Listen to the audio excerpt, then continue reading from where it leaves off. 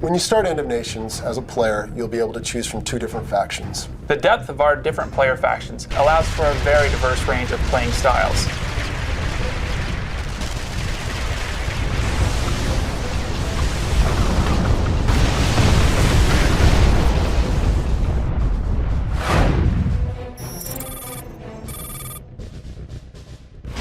Well, the game takes place 50 years in the future. The world is basically on political and economical collapse. And up from this rises a group called Order of Nations, who starts passing out food, brings peace and security back to the people. But only after it's too late do people realize that the government is the worst kind of tyrannical dictatorship. That's where these factions come in. These are organized groups fighting against the Order of Nations. The Liberation Front and the Shadow Revolution both have specific and very different views on how the world should look.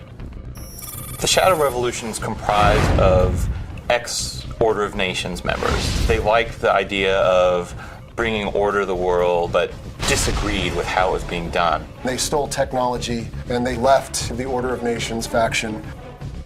When they have a conflict with the Order of Nations, they know the secret code that gets them in.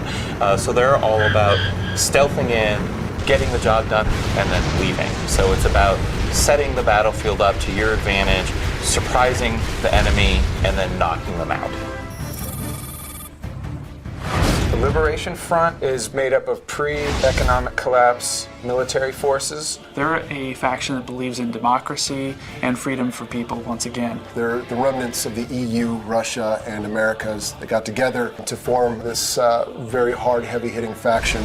They definitely are more focused on frontal assault, heavy attacks, heavy armor, very powerful vehicles. Essentially, we want both factions to have a great experience for years to come.